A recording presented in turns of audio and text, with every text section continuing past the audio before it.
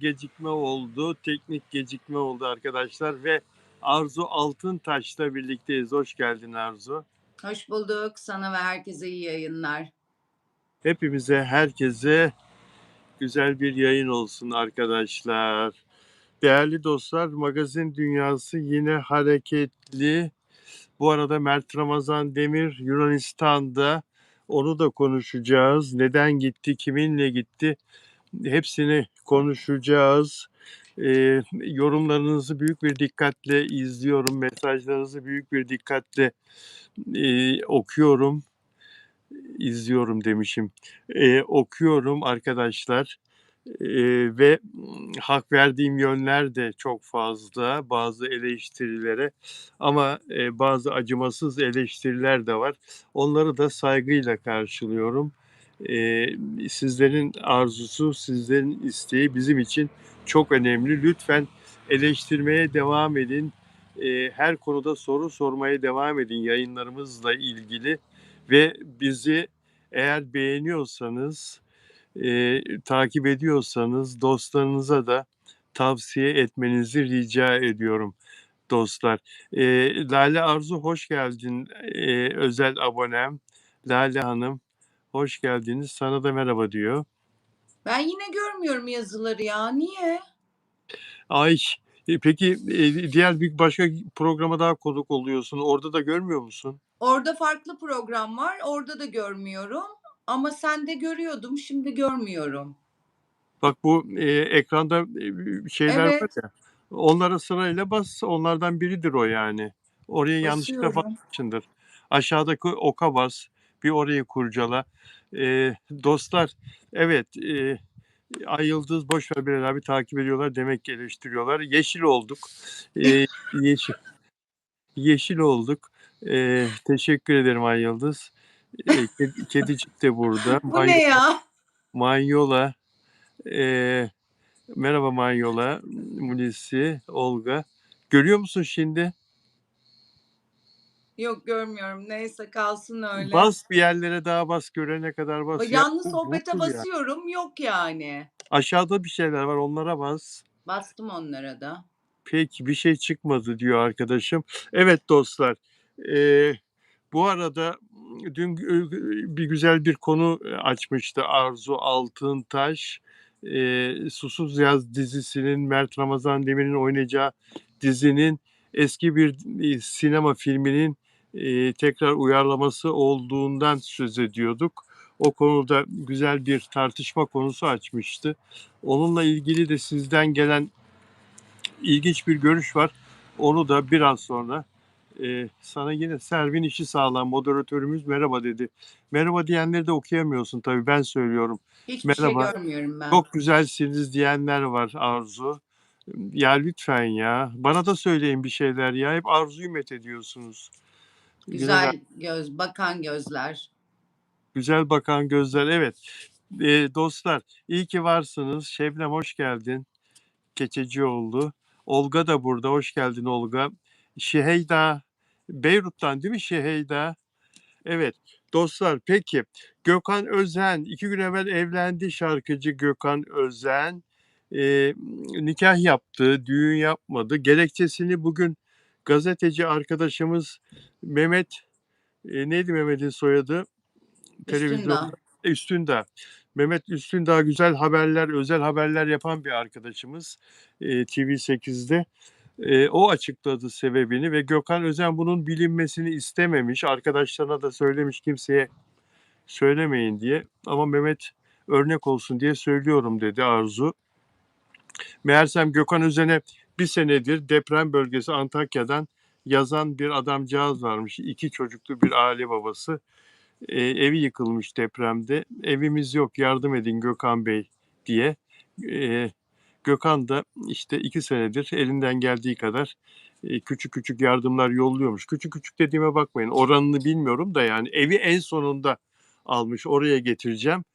Düğün yapmaktan vazgeçip eşiyle bu adamcağıza Antakya'da mutlu bir e, yuvaları olsun diye, sıcak bir yuvaları olsun diye ev almış. Değil Allah mi? razı olsun. Yani Çok örnek bir davranış değil mi ya? Çok örnek, bir de artık bu devirde kimse kimseye iyilik yapmıyor. Çok enteresan, böyle herkes bir hainlik içerisinde. Hiç yani hani komşusu açken tok yatan bizden değildir diyen bir peygamberin ümmetiyiz. Ama bunları çok unuttuk yani. İnanılmaz ötesi. Bugün ben de buna benzer bir şey yaşadım. Helal olsun Gökhan Özen'e. Hani ben biliyorsun çok hiç kimseden hiçbir şey istemem ama her tarafa yağdırırım. Minik dostumla ilgili bir şey söylemiştim. Şunu şuna söyler misin? Çözülebilir mi falan diye. Bir şey, yardım yani parasal marasal hiçbir maddi değeri hiçbir şeyi yok. İnsanlar bunları bile söylemekten imtina ediyorlar yani. O kadar şey ki garip, bizim Nebahat Sekman'ın bir sözü var. Çoğu insan diyor kafe arkadaşı, kafede lay lay lom arkadaşı diyor. Çok doğru söylüyor. İnsanların ödü kopuyor ya, bir kediye su vermeye, bir hayvana su vermeye, köpeğe, bir arkadaşı için bir şey yapmaya. O yüzden Gökhan Özen'e bravo. Yani biz eski insanlar böyleydik zaten, birbirimize yardım eden, koşan eden. Milletin ödü kopuyor bir şey yapmaya yani. Çok merhametsiz olduk ya, inanılmaz. Hayvanlara zaten merhamet etmiyorlar. Hayvanlarla birlikte insanlara da merhamet etmiyorlar artık yani. O yüzden helal olsun, milleti çağıracaktı, yedirecekti, içirecekti. Gelinlik olmamış, o olmamış, bu olmamış, o öyle mi, onun anası ona bakmadı diye dedikodu yapacaklardı. Ne kadar mağdur bir insana yardım etmiş. Allah'ım bu dünyada da, diğer dünyada da onun bütün yaptıklarını görsün, duysun, yolunu açsın yani. Allah razı olsun ondan. Allah bin kere razı olsun. Evet, yani düğün yapmak da tabii önemli. Bak ben düğün yaptım. Sırf Şebnem'in ailesi mutlu olsun, annesi babası mutlu olsun diye, biliyor musun? Şebnem'le evlenirken 2008 senesiydi.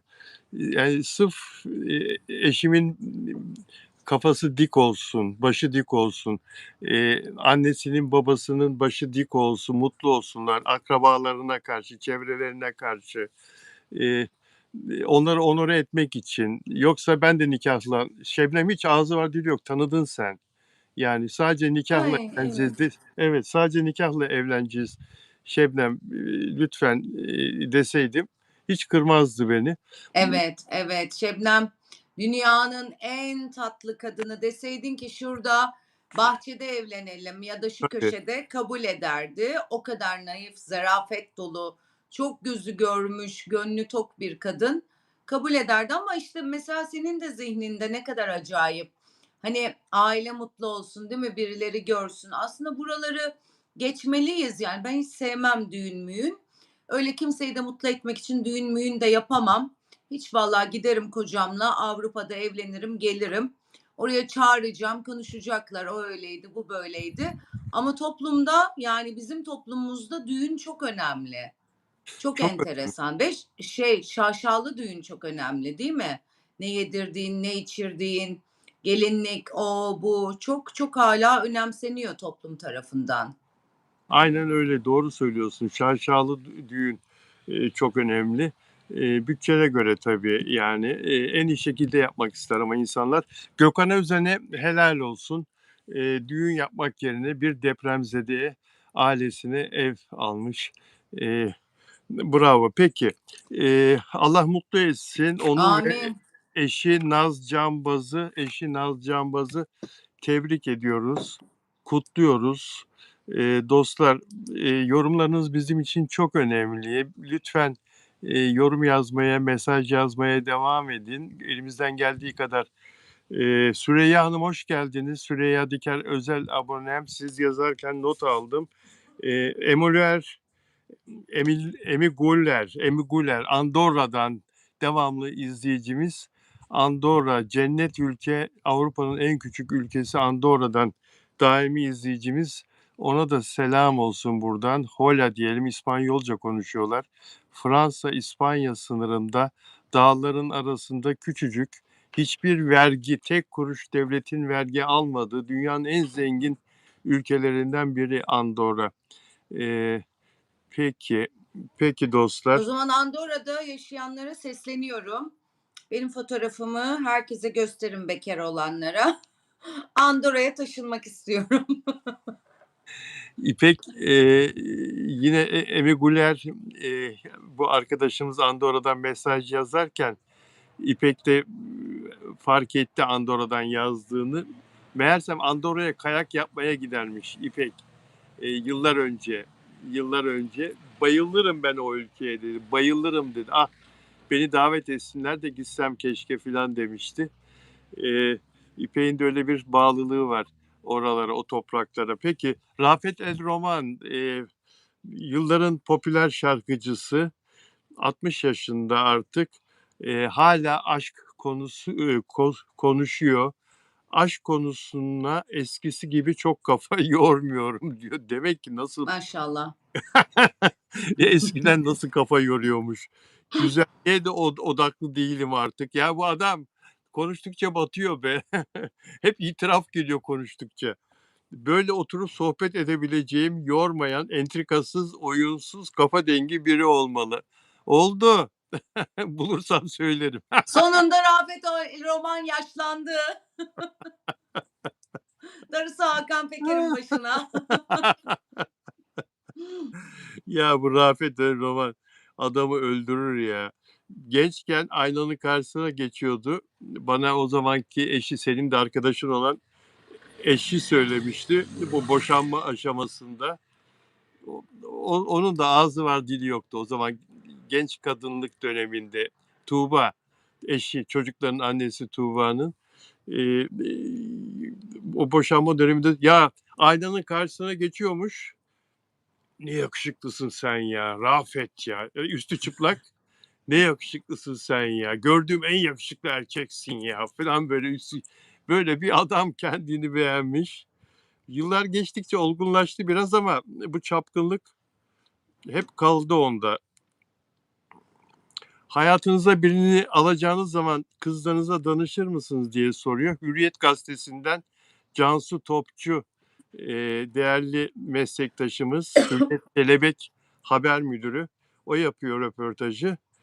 Tabii ki diyor, kızlarıma sorarım veya onları tanıştırırım diyor Rafet. Yani Rafet yanlış anlamazsa bir şey söyleyeceğim. Horoz ölür, gözü çöplükte kalır diye güzel bir atasözümüz var. Artık yani belli bir yaştan sonra, değil mi? Yani insanların kendini bilmesi lazım ya. Ne diyorsun? Valla dediğin gibi Tuğba'yla çok sansasyonel bir şekilde boşanmışlardı. Çocuklar Almanya'ya gitmişti. Tuğba'nın havalimanında çocuklarla vedalaştığı görüntüler ve oralardan sonra çok şiddetli kavgalar, ayrılıklar vesaireler. Akabinde Rafet El Roman hep çok küçük, yaşı küçük olan kişilerle aşk yaşamaya başlamıştı. Ya Hatta bir meslektaşımızın kızıyla da nişanlanmıştı. Onun da yaşı küçüktü. Ve Rafet El Roman'ı hep biz yaşı küçük genç kızlarla gördük. Şimdi ben bugün diğer yayınımda 56 dedim ama yanlış söylemişim. 60 olmuş değil mi Rafet El Roman? 60 60. yaşında. 60 yaşında da artık ona huzur veren, dinginlik sağlayan, sohbet edebileceği, işte entrikaların olmadığı bir ilişki arıyormuş. Ben çok şükür Rabbimize diyorum yani. Bunu 70'te 80'de de ayılabilirdi.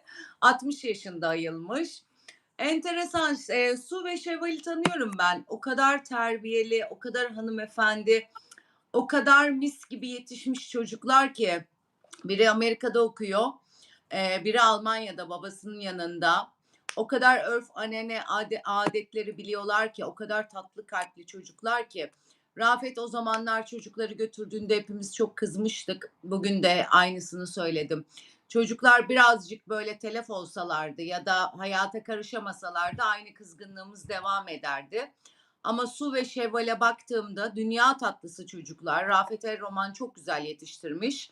Su ve Şevval'in çok yorum yaptığını biliyorum ben. Artık babalarına ya baba bu olmaz, bu şöyle, bu böyle dediklerini biliyorum. Aşk ilişkileriyle ilgili. Herhalde Su ve Şevval'den dolayı birazcık elini ayağını çekti diye düşünüyorum ama şimdi bu açıklama da bana çok inandırıcı gelmedi. Ben şimdi Rafet El Roman'ın bir sonraki sevgilisi kaç yaşında olacak? Onu görmek istiyorum. Eğer gerçekten 40, 45, 50 yaşlarında bir hanımefendi ise Rafet El Roman evet gerçekten sükunet, aşk, sevgi ve sohbet edebileceği, akranı olan birisini arıyor diye düşüneceğim. Ama yine Rafet El Roman 60 yaşında. 30 yaşında, 25 yaşında bir kızla görürsek, bunların sadece sözden ibaret olduğunu düşüneceğiz. Yani sence senin bu kadar yüzyıllık magazin geçmişin, Rafet El Roman 45-50 yaşında bir kadınla mı görünür kendi yaş grubunda yoksa 30 yaşında bir genç kızla mı görünür? Mezarını kazdırır mezara girer. 50 yaşında bir kadınla çıkmaktansa. Ciddi Çok söylüyorum. ayıp. Çok sert söyledim belki ama yani asla vazgeçmez. Asla vazgeçmez. Evet. Bazı erkekler öyledir. Ya Evet. bunu herkes biliyor, bilmesi lazım. E, Şimdi erkeklerin doğasında var filan diyorlar da kendimi yokluyorum bazen. Acaba ben de mi öyle olacağım filan diye Allah göstermesin. Şimdi Allah korusun. İngiltere'de 75-80 yaşında erkekler bütün birikimlerini alıyorlar. Karılarını, çocuklarını, ailelerini bırakıyorlar. İngilizlerden bunu yoğun olduğu için biliyoruz. Tayland'a, Bangkok'a yerleşiyorlar. Sen de biliyorsun, duymuşsundur. Ee, Evet. ömrümün sonunu diyor adam 2 sene, 3 sene, kaç sene yaşayacaksam diyor. Cennette yaşayayım bari diyor. Ya sizde mi uğraşacağım? Bırakın beni artık diyor. Şurada kalmış 2 sene ömrüm diyor. Gidiyorlar orada 19-20 yaşında, 18 yaşında kadınlarla aynı evde yaşıyorlar. Yani onlara nikah falan kıymıyorlar ama adam üzerine orada Bangkok'ta evler de ucuz bir ev alıyor mesela kızın üzerine. Böyle bir hayat sürüyor. Bazı erkekler ne yazık ki genlerinde var. O tür seçimlerden, o tür tercihlerden asla vazgeçmezler. Neyse Rafet'i de kırmayalım, üzmeyelim. Benim çok eski arkadaşım kendisi. 94-95'ten beri, ilk çıktığından beri kendisiyle Frankfurt'taki köyüne de gittik. Köy demeye bin şahit ister. Köy bizdekiler köy. Biliyorsun sen de. Ee, Oraya da gittik. Oradaki hayatını da biliyorum. Rahmetli ailesi, babası, annesi hayattaydı. Onlarla da tanışmıştım. Kırdım mı ya? Biraz ağır mı konuştum? Yo, değil aslında. Hani magazinin gerçekleri sonuç olarak elimizde bir sürü done var. O doneye istinaden konuşmamız gerekenler var. Bilemedim yani. Ben şimdi bekliyorum kimle çıkacak. Hatta arayacağım bir Su ve Şevval'i varsa hayatında biri söylerler. Kaç yaşında bir öğreneceğim. Bir bakacağız yani. Bazıları evet yani Bangkok'a oraya buraya giden İngilizleri düşünüyorum. Yani değil mi 70 yaşındaki bir adam 20 yaşındaki bir kadından ne isteyebilir yani? Hani bu bana artık çok acayip geliyor. Çok akıl dışı geliyor. Ama işte hep derler ya beden ölür ama ruh ölmezmiş. Ruh hep 18'miş. O yüzden bilemedim yani biz kadınların anlamadığı şeyler. Biz hep aşık olduğumuz zaman gideriz. Aşka çok inanırız. Aşkın yaşı yoktur ama arada da 30-40 yaş bilemiyorum milyonda bir vardır da genel olarak bütün normlara uymayan bir şey. Çünkü 20 yaşında bir kızın hissettiğiyle 60 yaşında adamın hissettiği hayattan beklentisi konuşacakları çok farklı şeyler. İnsanlar biraz kendi akranlarıyla, kendi yaş gruplarıyla olmalı. Bilemedim yani bana çok ters yani ben kadın olduğum halde benden 2 yaş, 3 yaş, 5 yaş küçük biriyle olamam diye düşünüyorum yani. Çok çünkü erkekler zaten geç olgunlaşıyor. Zekasal olarak bir enteresan olur yani. Onun hayat görüşü benimki. Olmaz diye düşünürüm, utanırım bir de. Canım benim. Peki, Uras Kaygılaroğlu'na geçelim. Yeraltı dizisinin fenomen oyuncusu, sevilen oyuncusu Uras Kaygılaroğlu bir reklam anlaşması yaptı ve bir reklam filminde oynayacak. Uras Kaygılaroğlu Yeraltı dizisinde diziyi sevdiren e, karakteri canlandırıyor. 18 milyon lira kazanacakmış. Biliyorsun Sümeyye Aydoğan da yine aynı dizinin bir başka oyuncusu 25 milyon liralık bir giyim firmasıyla 25 milyon liralık bir reklam anlaşması yapmıştı. Uras Kaygılaroğlu da böyle bir şeye imza attı. Baktım Uras Kaygılaroğlu daha önce reklamlarda hangilerinde oynadı diye bayağı tercih edilen bir oyuncu reklam verenler için. Pepsi, Vodafone, Yemek Sepeti, Banabi, Yapı Kredi, Bosch, Ford ve Peugeot'da oynamış. Düşünebiliyor musun? Bir sürü firma saydım. Evet. Bir sürü. Başka bir şey var Uraz'da. Tabii yani tam bir oyuncu yüzü var. Değişik, değil mi? Kimsede olmayan bir yüz hatları var. Karakteristik bir. Evet. Karakteristik, değil mi? Konuşması filan, Evet, evet. bakışları. İstediği şekle sokuyor yüzünü. Ciddi oluyor. Asıyor yüzünü ama komik de oluyor. Sert de oluyor. Beğeniyorsun değil mi sen de Uraz'ı? Evet, yani çok beğeniyorum diyemem ama tabii sevenleri için çok eşsiz, kusursuz ve çok beğenilen bir oyuncu. Çok eskiden beri ben tanırım Uraz'ı. Benim arkadaşım var, onun özel hocası. Daha bu kadar meşhur değilken bile bayağı kitleler tarafından, kemik kitlesi tarafından sevilen bir oyuncuydu. Oynadığı diziyle birlikte çok daha yerini sağlamlaştırdı. Bu kadar firma tutuyorsa, seçiyorsa reklam yüzü olarak da demek ki halk tarafından talep gören, halk tarafından sevilen bir oyuncu. Şimdi de yeni anlaşma yapmış. Hayırlı uğurlu olsun ama rakam bana çok olağan bir rakam geldi. Evet, Yani evet. şu anda İstanbul'da bir ev belki yani böyle arka köşede bir ev alabilir ama ana caddelerde bir ev alamaz. Bir Bağdat Caddesi'nde ev alınacak bir para değil. Değil. Etiler'de ev alınacak bir para değil. Değil. Bebek'te hiç değil. Bebek'te oda bile alınmaz. O Değil. yüzden rakam biraz düşük geldi bana. Ama şey böyle, piyasa böyle, ekonominin genel yapısından dolayı. Şimdi bak bakıyorum bir de petrol ofisi reklamında oynamış. Bir sürü firma saydım. Bir de bu var. Old Spice reklamında da oynamış. Old Spice reklamında.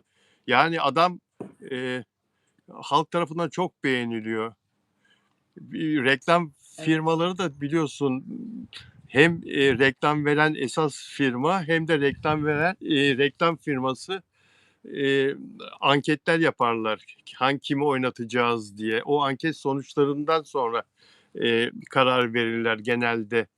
Ben kızım reklamcı olduğu için televizyon reklamlarını yazan bir ekibin başkanı olduğu için çok iyi biliyorum nasıl seçtiklerini. Uraz'a bayılıyorlar baba diyordu bana. Yani konuştuğumuz zaman. Çok sır vermemi de istemez kızım ama bu herkes biliyor. Herkes bildiği için söylüyorum. Bayılıyorlar diyordu. Her yaştan insanlar diyordu. Demek ki şansı yaver gidiyor. O da önemli ya. Şans da çok önemli. Evet. Evet, evet. İşte parladı. Diziyle birlikte çok daha parladı. Şimdi parayı toplama ve şöhreti sağlamlaştırma zamanı. Yani bu çizgide kalırsa şahane olacak tabii ki. Ya şimdi mesela önüme geldi bir fotoğraf. Uraz çok tatlı bir adam da olabiliyor. Çok yakışıklı. Yani kızların mesela 17-18 yaşında kızların bile çok böyle beğendiği bir tip de olabiliyor. Güldüğü zaman filan. Ama şuraya bak abi. Şuraya bak. Bir bakışta kendini nasıl korkunç yapabiliyor bak. Şu tipe bak. Evet, evet. Yani fotoğrafı gece görsen rüyanda fırlarsın, korkarsın. Yani Hiç şöhreti falan hiçbir şey olmasa normal bunu yayınlasalar bir mafya lideri falan sanabilirler değil mi o pozdan? tabii bir cezaevinde bir mahkum zannedersin. Mafya sen neden pek sevmem dedin ilk başta? Sevmem demedim. Hani çok yakışıklı mı falan dedin. He, Yani görecelidir dedim. Sevmem demedim. Çok seviyorum Uras Kaygılaroğlu'nu. Bir kere çok karakteri çok düzgün bir adam yani. tamam ben yanlış anladım. Ben Hı hı. yanlış anladım.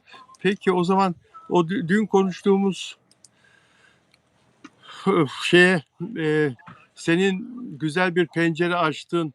O konuda bana gelen mesajı okuyayım. Evet. Şey, e, dün konuşurken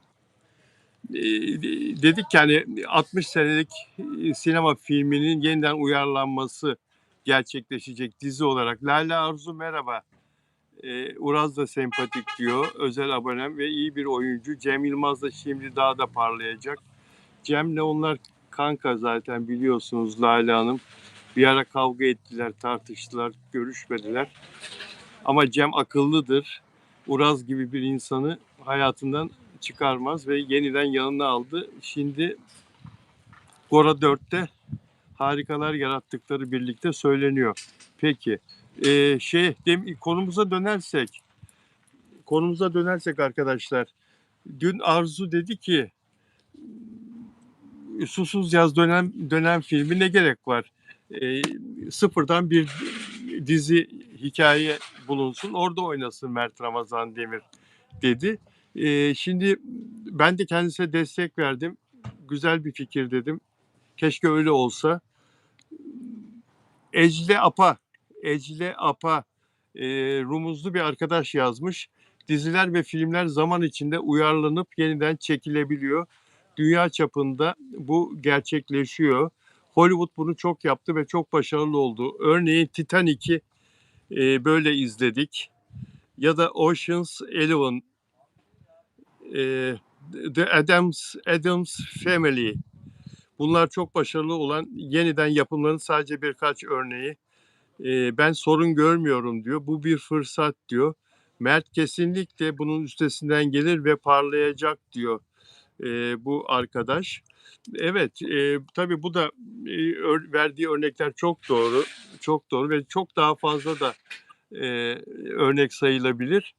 Ama bunun en ideali sıfır bir projede oynamasıdır. Arzu ne diyorsun bu örneklerden Şunu sonra? soracağım. Susuz Yaz'la Titanic aynı segmentte mi? Addams Family ile Susuz Yaz aynı segmentte mi? Aynı normlarda mı? Bunu sormak istedim. Yani Susuz Yaz'la Titanic'in tekrar uyarlanmasını, tekrar sahneye alınmasını aynı sepette yapamayız yani değiller. Biri dünya çapında geçmişte de çok izlenmiş. Addams Family de öyle. Dünya çapında herkes tarafından, milyonlarca seyirci tarafından izlenmiş. Susuz Yaz'da Türkiye Cumhuriyeti'nde Türk vatandaşları tarafından, yanlışsam düzelt beni, 1960'larda izlenmiş bir film. O zamanın şartlarıyla çok iyiymiş. İşte yazlık sinemalar varmış. Ya insanların yapacak hiçbir şey yokmuş. Yazlık sinemalara gidiyorlarmış akşam olduğunda. Renkli televizyon bile yokmuş. Renkli televizyon daha sonradan gelmiş. İşte onun renkli Tabii. halini görmüşler falan. İnsanların yapacak hiçbir şey yoktu. Şimdi acayip bir yani yapay zeka çağındayız. Bu yapay zeka çağında herkes kaydırmaya alışmışken kimse acayip reytingli dizilerde bile diziye konsantre olamıyorken Susuz Yaz'ın çekilmesi doğru mu? Evet. Ecli Apa okunuşunu söylüyorum. Bu yabancı bir arkadaşımız. Evet, orijinal dil değil, çevirme bu. Eee, lütfen Arzu'ya cevap verin. Bunu yayını izledikten sonra cevap hakkınız mahfuzdur, saklıdır. Arzu doğru söyledin, güzel söyledin. Eee bir arkadaş da diyor ki Susuz Yaz dönem dizisi mi olacak Bilal abi diyor. Onu ben de bilmiyorum. Yani 60 yıl önce tarlalarda su sıkıntısı varken o hikayeyi anlatan bir su kavgasını da anlatan bir dizi. Bir sinema filmiydi o zaman. Şimdi günümüzde bir sürü olanak var. Baraj yapıldı oraya kaç tane Adana ve çevresine. Her yerden su geliyor artık Çukurova'ya. Şimdi bilmiyorum günümüzün mü bir hikayesi mi olacak? O güne mi gidecekler? 50 yıl 60 yıl önceki kostümleri mi giyecekler? İnanın emin değilim. Lidya geldi. Lidya Fransa'dan günaydın diyor. Lidya sizdeki gibi bizde her dakika bonjour denmez. Sizde diyebiliyorsunuz öğleden sonra da bonjour. Bizde günaydın sadece saat 11'e kadar. Lidya. Yanlış anlama seni seviyorum. Lidya çok tatlı. Çok tatlı Dide Fransa'dan. Selam vererek geldi. Peki. Şimdi o zaman Susuz Yaz'la ilgili diğer bilgileri de verelim ha. O konuya girmişken. Arzu. Olur. Kim çekecek mesela? Yönetmeni kim Susuz Yaz'ın? Metin Erksan'dı diye hatırlıyorum ben, O zaman Metin geçmişte Aktan'dı. olan. Evet. O zaman Nasıl? Yusuf Pir Hasan. Yusuf Pir Hasan. Ünlü Hımm. yönetmen Yusuf Pir Hasan. Serpil Gül yeni bir oyuncu olarak eklendi diziye. Serpil Gül Susuz Yaz dizisine eklendi. E, evet. Şöyle hemen notlara bakıyorum. Serpil Hanım beyaz rolüne hayat verecek. Ee, evet. Şöyle bir daha geçiyorum. Eylül ayında başlayacak. Adana'da çekilecek arkadaşlar. Adana'da. Evet. Su paylaşımı, mülkiyet hırsı ve aile içi ihaneti sarsıcı bir dille ele alan dizide Osman'ın büyük aşkı Bahar'ı canlandıracak kadın oyuncu daha belli değil. Arayış sürüyor. Kanal D ile anlaşmaları çok kuvvetli ihtimal ama daha netleşmedi. İşte Bahar'ı da Afra Saraçoğlu oynasın diye bir fikir ortaya attık. Ama nasıl olacağını henüz bilemiyoruz arkadaşlar. Mert Ramazan Demir'le ilgili bir haberimiz daha var. Onu da biraz sonra konuşalım. Bu arada Blok 3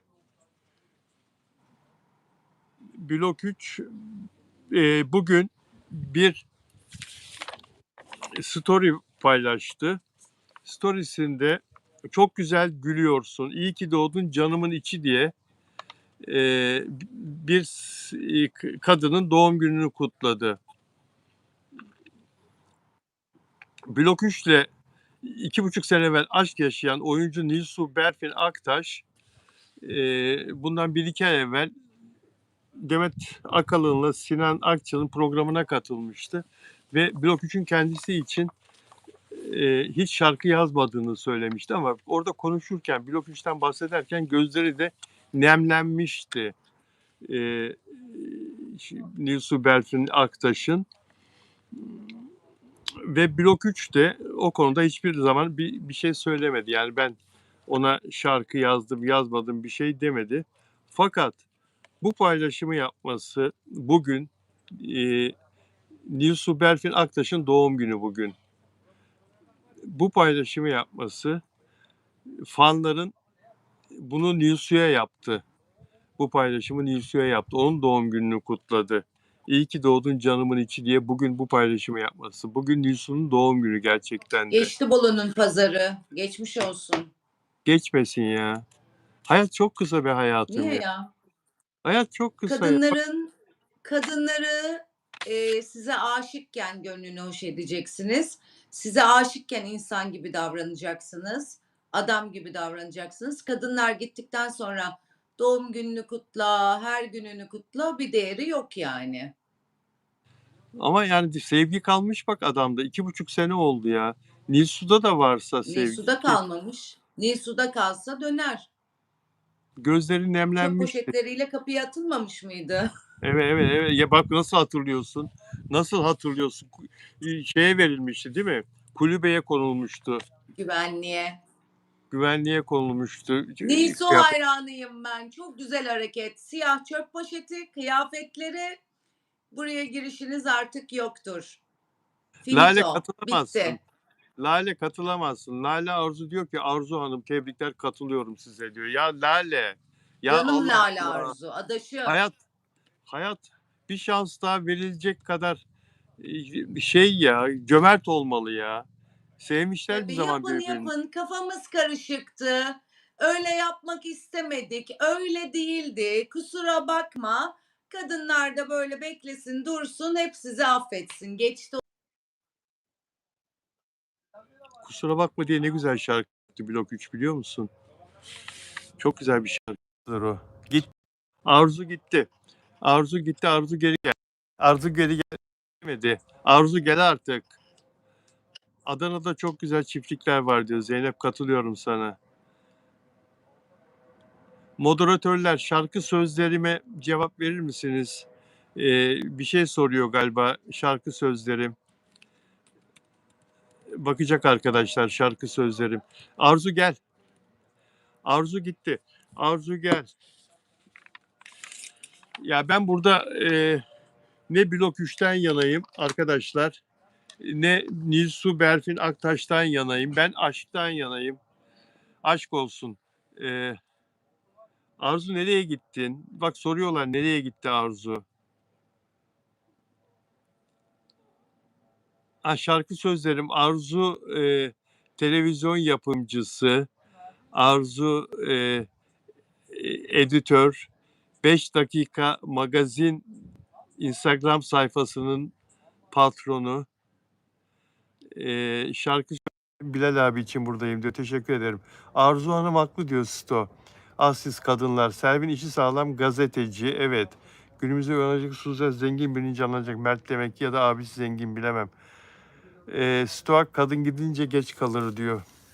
Hadi Arzu gel. Evet Arzu gelecek. Geldi Arzu. Arzu geldi. Arzu Telefonum rahatsız etme modunda ama WhatsApp'tan arandım. Şaka gibi. dur ben de rahatsız etme moduna alayım. Aldım. Bunu bana sen Yani öğrettin. Sen öğrettin bana rahatsız etme modunu. Ben hiç bulamamıştım. Evet aldım. benim o modda WhatsApp'tan nasıl aranıyorum ona şaşırdım. O WhatsApp'a karışmıyor ki. WhatsApp bu uygulama olduğu için. WhatsApp'a Ama karışmıyor. WhatsApp'tan gelen mesajları göstermiyor ama aramayı kabul etti. Çok enteresan. Olsun. Neyse Sevenler. erkeklere burada şey yapıyordum. Erkeklerin ahı tuttu. Onlara sallayıp duruyordum. Hak ettiler öyle böyle. Allah beni yayından aldı. Dostlar lütfen beğen yapar mısınız? Beğen yaparsanız mutlu oluruz arkadaşlar. Ve bizi abone olarak izlemenizi rica ediyorum. Özel abonelerimden Süreyya Hanım burada. Demin gördüm kendisini. Tekrar merhaba diyorum. Nerida Manzano bugün gelmedi. Arjantin'den özel abonem sevgili Nerida Manzano gelebilir. Delfina Dimasio Şili'den özel abonem Lale Arzu burada. Özel abonem Lale Arzu burada. Sana kahkahalarla gülüyor söylediklerini. Delfina Beni Dimasio'ya yalnız bırakmasınlar, korusunlar. Görmüyorum altta yazılanları. Beni korusunlar. Ben onları hep kadınların yanındayım. şarkı sözlerim teşekkür ederim. Arzu'yu koruyun kızlar ama hep senin lehinde, senin yorumunu destekleyen mesajlar geliyor. Canım kadınlar. Delfina Dimasio Şili'den çok selamlar. Lidya demin geldi. Fransa'dan Lidya sana kahkaha atıyor şimdi. Arzu dedi ve kahkahalar atıyor Lidya. Lidya öpücükler, çiçekler. Çok teşekkürler. Lale Arzu burada. Evet. Flavia Rocha Brezilya'dan özel abonem. Görmüyoruz kendisini bir süredir. Derya Şahin Eğitim özel abonem. Ona da selamlar. Monica Vasconcelosap'a da kucak dolusu sevgiler. Bir abonem daha var. İsmini buraya kaydetmedim. Yeni bir abonem var. Birazdan ona da selam yollayacağım. Peki arkadaşlar. Şimdi evet. Daha 17 dizisi vardı. Dün akşam. Ben izledim ve çok beğendim. Sen izliyor musun? İzlemiyorsun galiba değil mi? İzledim. Yine ortasında çok önemli bir telefon geldi. Nebahat Sekman aradı. Dedi Nebahat çok izler diziyi. Dedim Nebahat arıyorsa kesin bir şey oldu dedim. Ben de açtım. Olmuş gerçekten bir şey. Kaçırdık sonunu. Evet. Ben izledim ve eleştirilerimizin birkaç haftadır yaptığımız eleştirilerimizin dikkate alındığını görmek sevindirdi beni. Instagram hesabımda da videolar çekiyorum. Ve daha 17 dizisini de çok severek izlediğim için onunla ilgili de beğenmediğim yönlerini söylüyorum. Zaten aklı başında olan izleyicilerin de eleştirileri hep aynı yönde. Hikaye sakız gibi. hep aynı yerde çiğne çiğne hep aynı yerde tekrar duruyordu ve hiç önü açılmıyordu. Bunu hep söylüyorduk birkaç haftadır. Dünkü bölümde evet, biraz gelişmeler gördük. İşte, kardeşinin yaşadığı ve o yanmış evi buldu, Aras. Sonra Teoman da kardeşi de oraya geldi, o eve geldi, o da oraya geldi filan. Böyle bir hikaye biraz yürüdü, ilerledi hiç değilse. Yeni bazı gelişmeler oldu filan. Ben beğendim. Oraları izleyebildin mi? Yok, ben nerede kapattım? Tahtanın arasında bir şey Ha, buldu. işte orası. Evet, evet. Sonrasını görmedim. Evet, o işte buldukları, eee, kardeşiyle oyun oynadığı eski evin şeyi. Kardeşi oyuncaklarını o tahtanın arasına saklamış filan. Her neyse, reytingler çok iyi gelmedi. Bunun da sebebi var. Bir önceki haftaya göre daha düşük geldi ama yine de günün birincisiydi 100 program arasında. Eee, Frekanslar değişti ya televizyon yayınlarında. Allah kahretsin o frekansları. Bir de kaç saat onunla uğraştım ben.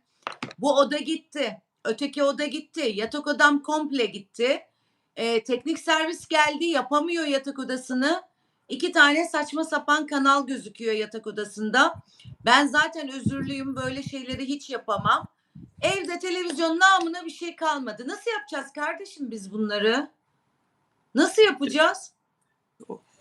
Bir şey söyleyeceğim. A diyeceksin. Yapay zekaya soracaksın. Yapay zeka seni hemen yönlendirecek. Basit. Yapay zeka anlatıyor. Yapay zekaya sorduğun şeyi yapabilmek için senin de biraz zekan olması gerekiyor ya teknik konuda. O yok işte o kısmında. Sormadın mı sanıyorsun? Oraya bas, oraya bas. Beceremiyorum ben öyle teknik şeyleri. Yok yani kaldım televizyonsuz ama salonu hallettirdim teknik servise dün akşam. Anladım, anladım. Bilen bir arkadaşın Nebahat bilir ya. Nebahat, Ay Nebat'e versen bir daha televizyon açılmayacak hale gelir. Hiç bilmez. neden ne oldu onu söyleyelim. TürkSat 3A uydusundaki yayınların sona ermesinin ardından milyonlarca televizyon kullanıcısının ekranları karardı. Bu büyük değişiklikten hemen sonra yayınlanan ilk dizi olan Daha 17 durumdan olumsuz etkilendi. Çünkü Arzu gibi e, çok sayıda insan var. Yani nasıl yapacak, ne yapacak? Hatta bu gelişmelerden haberi yok. Uydu değişti. Türkiye'nin uydusu TürkSat 3A'dan 4A, TürkSat 4A'ya geçti. Bütün Türkiye'nin televizyon yayınları uzayda. Ve bu değişikliği işte Arzu'nun da yapamıyorum dediği şekilde televizyondan yapmak lazım. Frekans değişikliğini yapmak lazım. 3 milyon kullanıcı etkilendi yaklaşık. 3 milyon Telef kullanıcı. ettiler bizi ya. Yani telef olduk. Bunun bir kolay yolu olması lazım. Çok erkek zekası gerekiyor. Biraz önce şey yaptım, eleştirdiğim Ne ne erkeklerin ne ne zekası. ne ne? Bir daha Biraz önce eleştirdiğim erkeklerin zekası tam bu noktalarda gerekiyor. Biz kadınlar beceremiyoruz yani. Çok zor bizim için ya. Beynim yandı. Bir de böyle aynı senin gibi arayınca yapamıyor musun bilmem. Yapamıyorum işte. Zor yani. Almıyor benim zekam onu. Birinin el atması lazım. Erkeklerle bir iki gün iyi geçinelim. Sevgili erkekler, şu uyduları nasıl ayarlayacağız? Bir bize öğretirseniz çok Ay. müteşekkir kalırız efendim. Sonra Ya yine ben canınızı okumaya devam ederim. ya bir sevgili yapacaksın. Formülü bu hayatım. Sadece bu işe yaramıyor ki. Pek çok şeyde sana faydası olacak. Birlikte tatil yapacaksınız. Birlikte denize gireceksiniz. Akşam yemekleri yiyeceksiniz. Sohbet edeceksiniz. Kedi köpek Bir, seveceksin. bir uydu frekansı için değmez. Sonra senin bütün frekanslarını bozuyor. Sinir sistemin, nörosistemin, her şeyin bozuluyor. Gidiyor bir uydu için değmez. Aradım güvenliğe. Dedim bana teknik ekip gönderin ama bütün bina istiyormuş herkesin televizyonlar gidince. Dedim vallahi hemen gönderin. Daha 17'yi izlemem lazım. Yayında anlatacağım. Allah'tan öncelik şey gösterdiler, geldiler. Bu sefer de Nebat Sekman araya girdi. Devamını izleyemedim. O sebeple bir uydu yayını için, hani derler ya, bir bardak süt için inek beslenir mi? Bir uydu yayını için bilemedim yani. Harikasın. Peki harikasın. Ya Ümit Besen'i gördün mü Ümit Besen'i? Kızının nikahına Gördüm. ya. Kızının nikahına katılamamış. Kızı Edirne'de ağır ceza hakimi.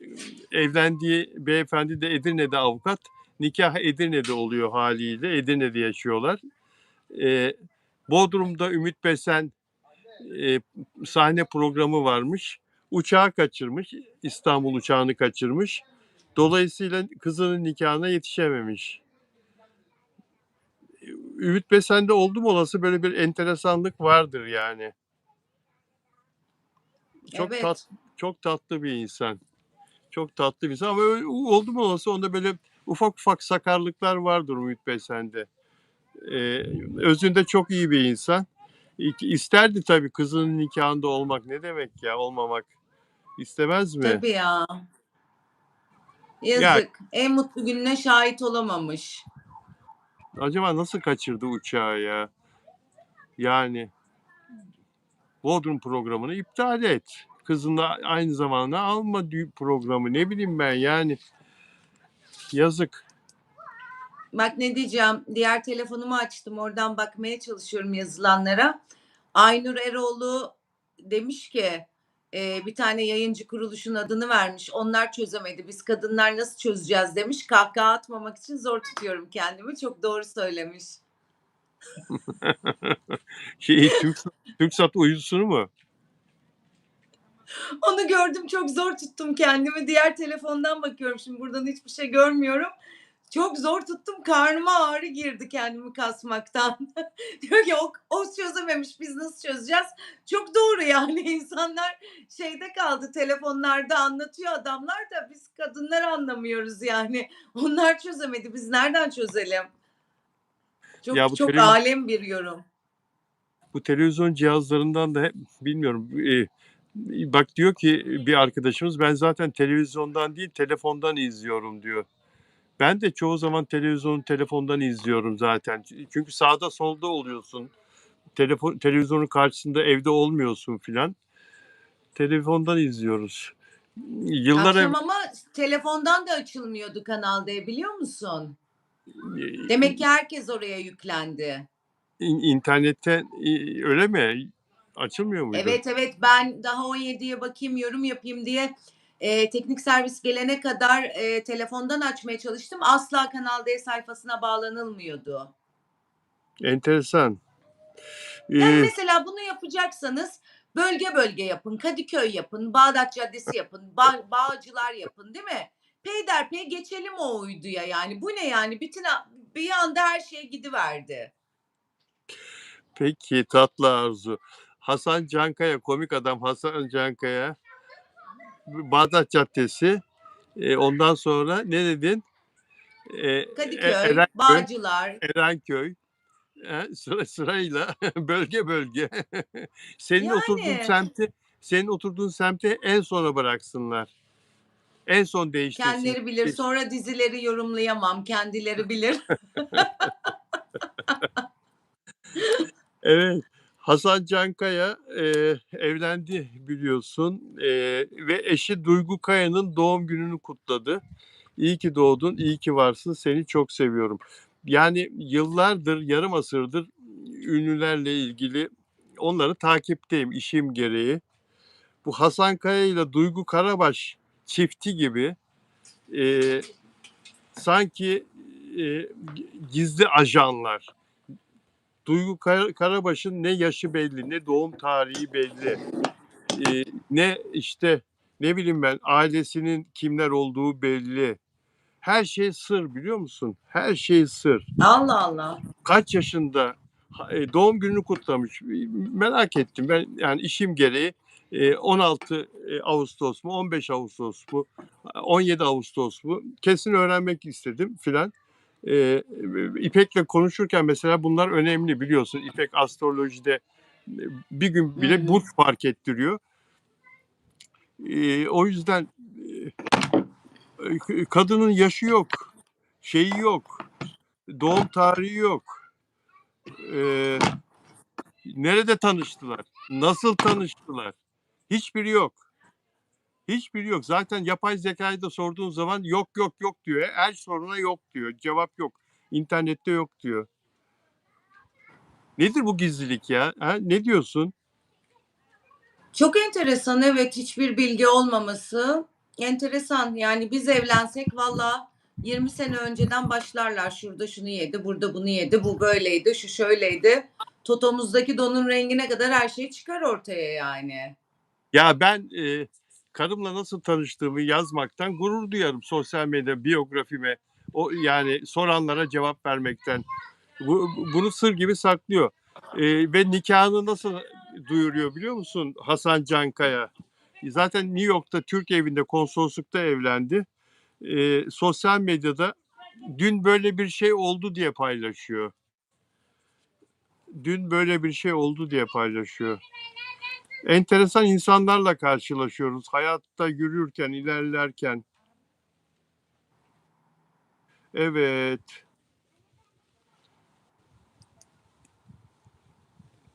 Ya ünlüysen, Garip yani.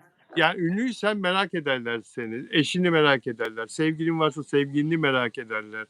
İnsanlarla insanlara bir şey yaparak, onların beğenileriyle, alkışlarıyla, onların teveccühleriyle para kazanıyorsan, hayatını kazanıyorsan, çok büyük lüks bir yaşantı sahibi olabiliyorsan, o insanlara da senin bilgi vermek gibi bir mecburiyetin var. Mecbur muyum? Mecbursun kardeşim. Bir yere kadar. Bir yere kadar. Nasıl tanıştığını insanlara açıklamaktan, eğer ayıp bir şekilde tanışmadıysan, yani bunu söylemekte ne sakınca var? Gizliyor. İrdelensin istemiyordur. Ben artık öyle insanları takdir ediyorum valla. Ben olsam kapı kapı dolaşıp aşık olduğumu da, hıncımı da, onu da, bunu da her şeyi anlatırım. Biliyor musun böyle oldu diye. Ama hep öyle insanlar çok takdir edilesi, çok takdir ederim yani. Ah, peki. Özge Gürel ile Serkan Çayoğlu 4 yıldır çok güzel bir evlilikleri var. 7-8 yıldır da bir ilişki içindelerdi. O Kirazlı bir dizide oynuyorlardı değil mi? Hı Orada hı. tanışmışlardı. Fox TV'de Serkan Çayoğlu. Sonra İtalya'da evlendiler.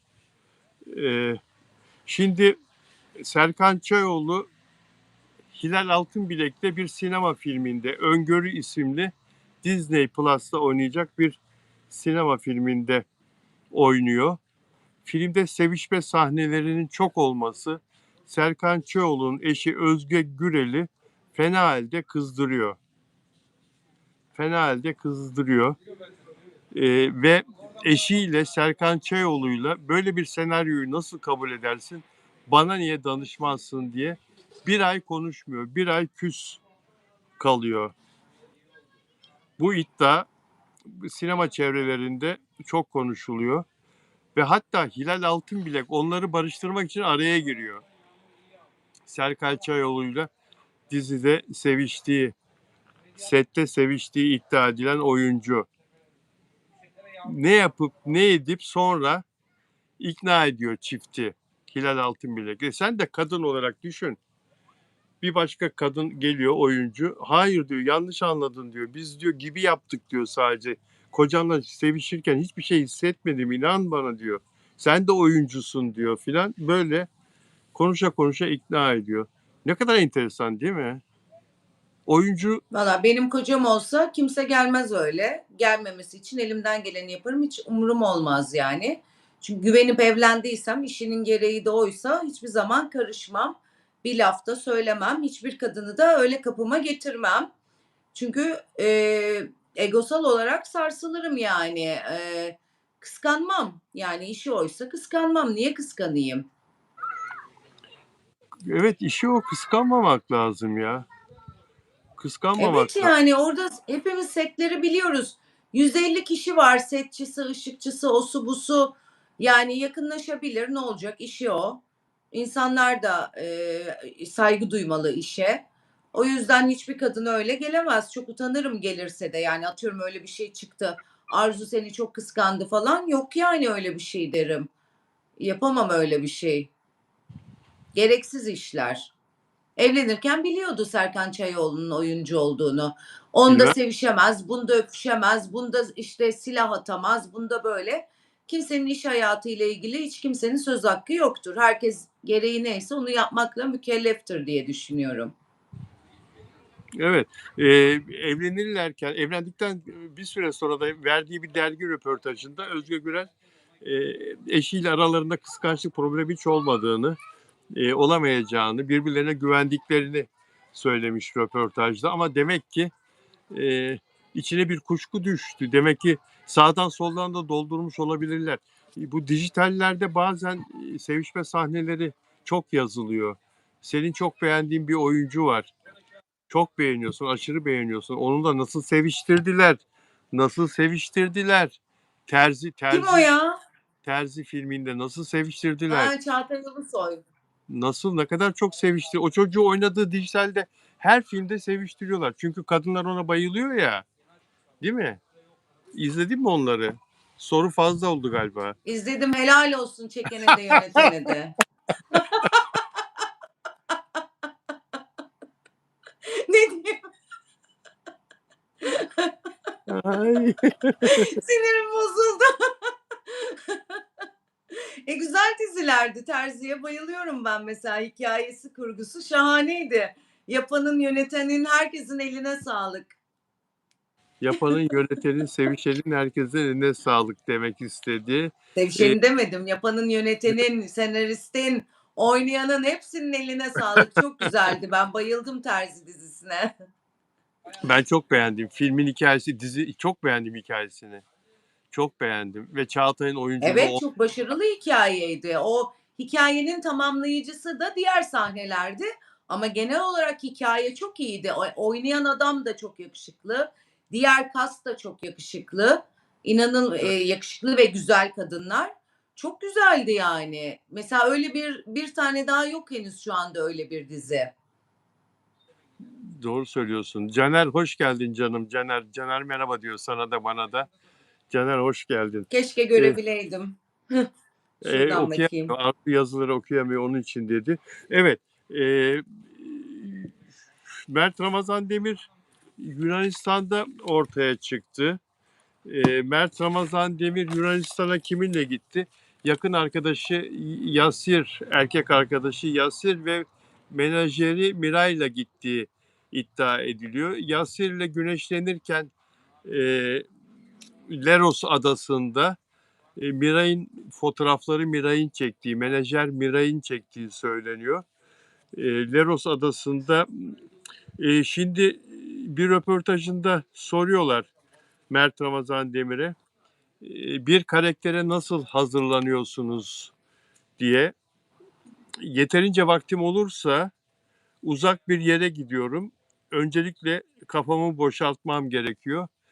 Kafamı boşaltıyorum diyor. Şimdi Leros Adası'nda da herhalde bu taktiğini uyguluyor. Dizi öncesi karakterine hazırlanırken dinleniyor. Evet, şöyle bir notlarıma bakıyorum.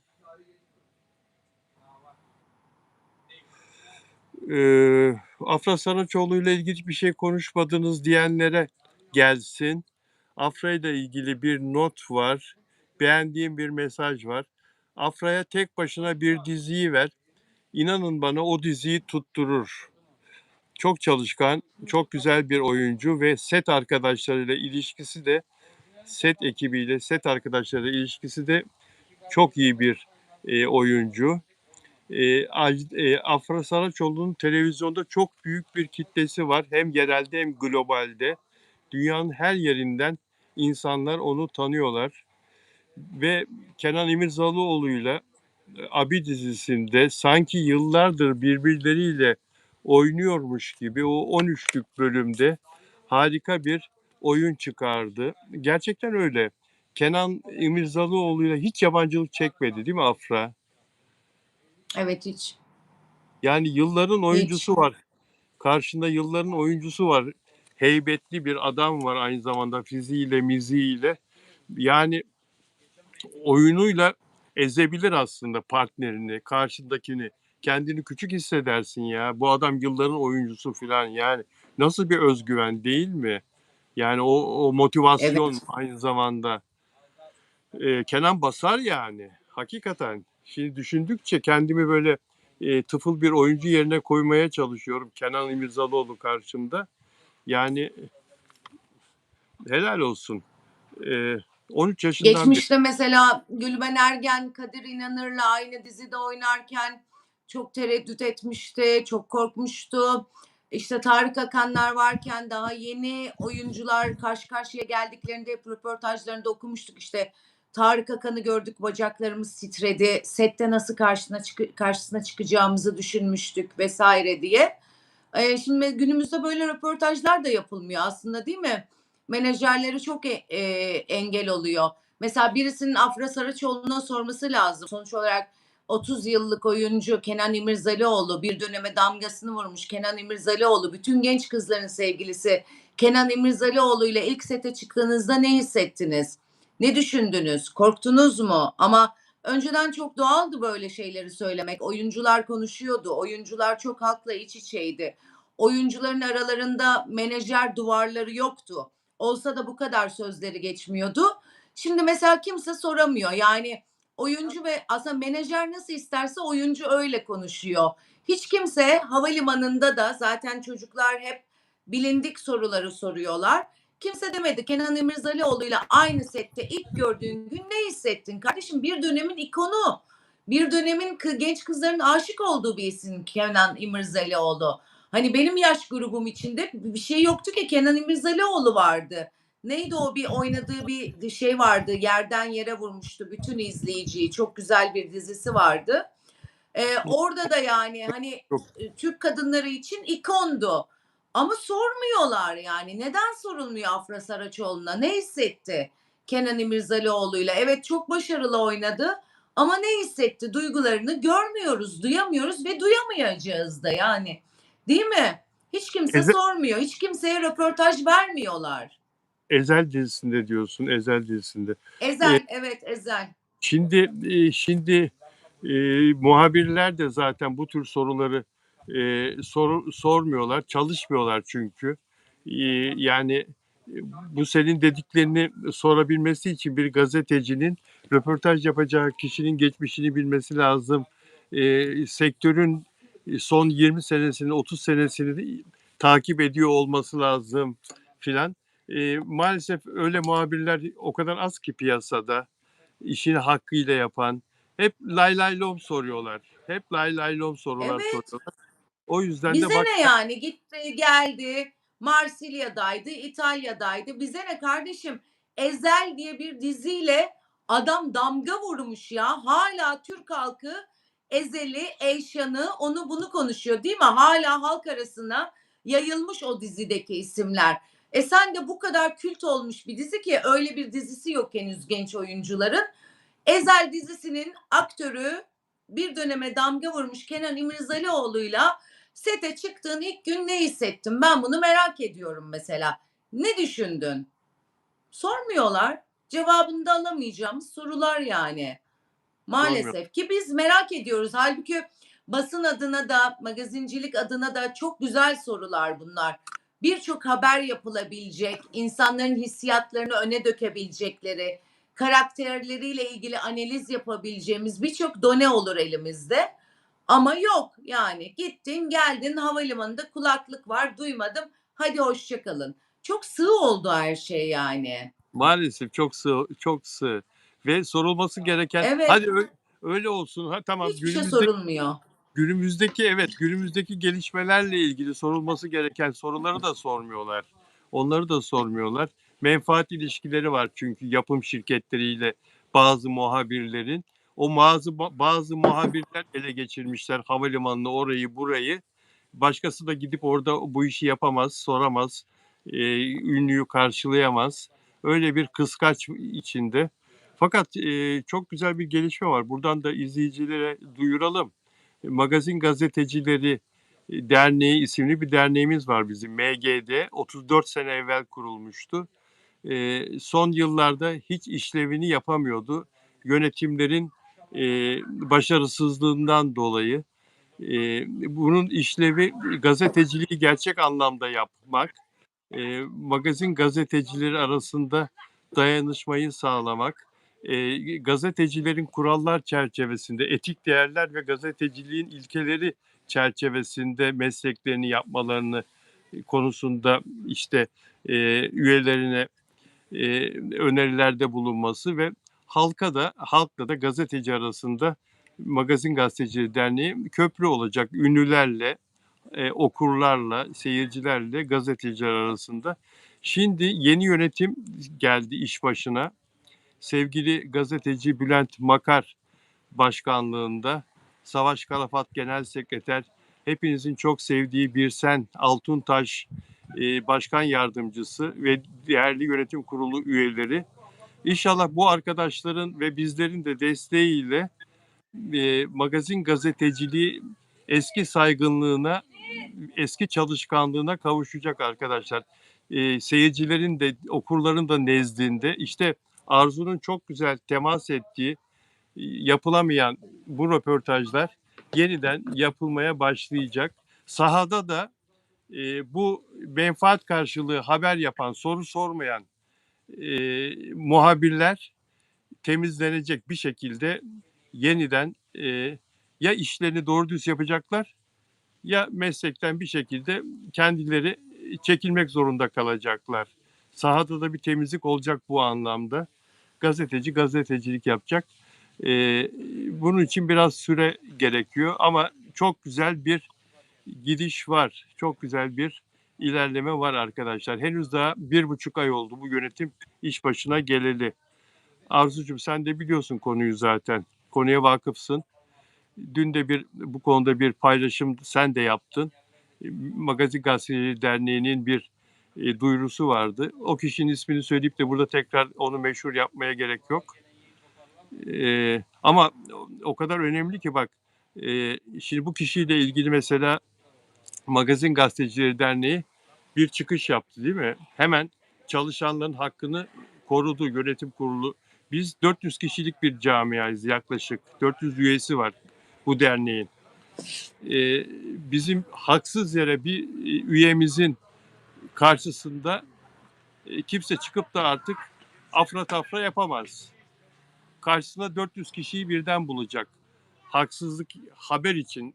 Bir Hakaret de üyemiz edemez. Afra tafra ayrı, hakaret tabii ayrı. hakaret, afra tafra işte hepsi. Hakaret de yapamaz, haksızlık da yapamaz. Eskiden yapabiliyorlardı. O kişi kişisel olarak hakkını arıyordu. Arayamıyordu. Ünlü ağır basıyordu. Patronunu arıyordu. Bunu işten çıkar diyordu Evet. filan. Kendi paylaşım yapıyordu. Fanları onu destekliyordu. Bir sürü parayla satın aldığı bol hesaplar onu destekliyordu. Muhabiri, gazeteci zor durumda bırakıyorlardı. Hadi bakalım şimdi yapsın.